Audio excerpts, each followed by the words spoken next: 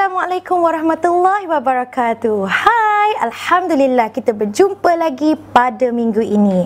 So, kalau yang ingat minggu lepas saya kongsikan 5 daripada 15 tips perkara yang kita perlu bebaskan dalam diri untuk menjadi orang yang bahagia. Minggu ni saya nak kongsikan lagi 5. Okey, dan saya quote balik penulis asalnya adalah Luminitas Savyuk.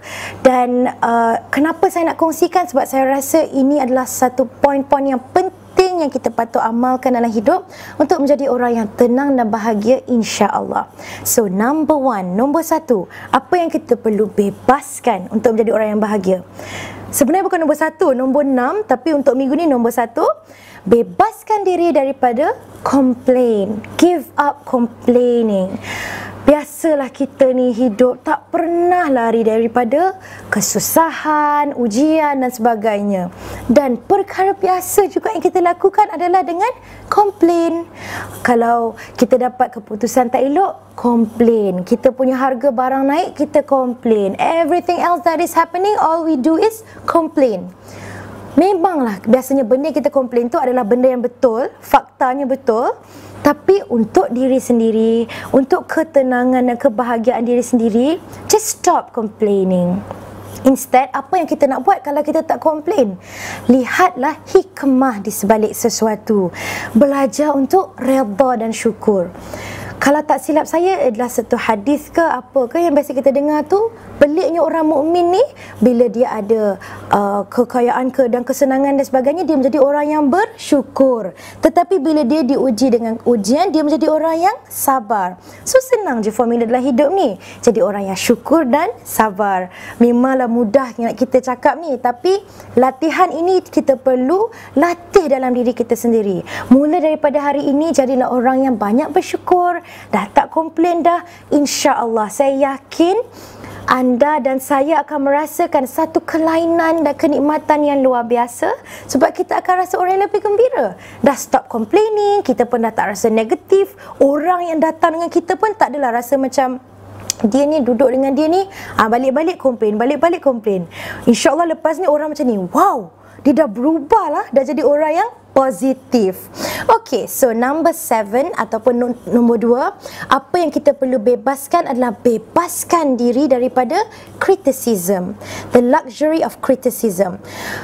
Kita bukan hanya komplain, tapi kita kalau dengan manusia pula suka sangat kritik. So, contohnya kalau kawan kita tanya, okey tak aku pakai baju ni? Okey lah, tapi kau macam nampak gemuk sikit lah, warna ni tak sesuai dengan kau. Ataupun, dia tu kan, ya Allah, bercakap pandai, tapi kau tengoklah anak-anak dia tu, bukannya menjadi pun. Suka criticize. Sebenarnya formulanya, sibuk dengan diri sendiri, insya-Allah mata kita ni tak sempat nak lihat keburukan orang lain. Walaupun ternampak, tapi at least kita macam ni, ya Allah, mungkin di mata Allah dia lebih mulia, mungkin dia lebih baik. So, insya-Allah kita tak sempat lah nak criticize orang sana, criticize orang sini, ataupun suka baca propaganda dan all this gossip and everything. Change all this, ubah, sebab dia tidak memberi apa-apa manfaat kepada kita, malahan yang takutnya menambahkan dosa pula, na'udzubillah.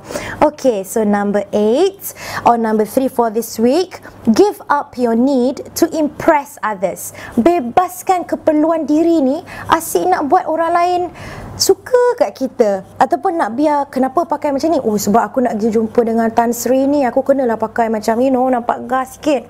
Ataupun macam mula-mula nak pakai selipar Jepun, tapi teringat pula, alamak, tapi dekat kawasan tu nanti aku nampak, lalu depan kedai musuh aku ni, aku nak biar dia nampak aku ni pakai smart dan sebagainya. Sebab kita sibuk nak impress other people. Ataupun kita punya Facebook, saya pun sendiri, cuba kalau kita nak upload gambar, kita pilih tak gambar yang tak cantik tu? Mesti kita sibuk nak pilih the most perfect shot. Sebab apa?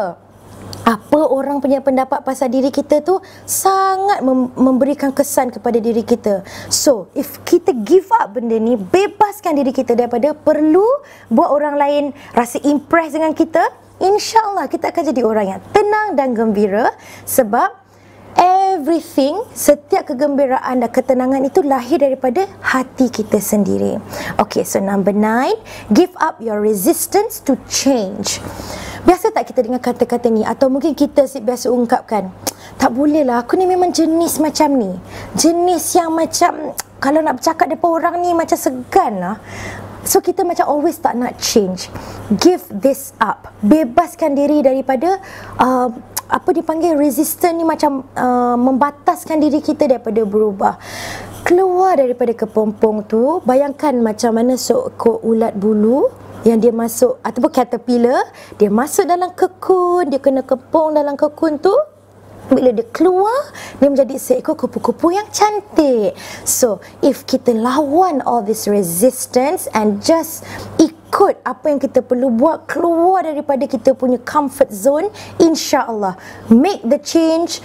With different change that you make, you will get different results. Alright? So, number 10 and the last one for this week, give up labels.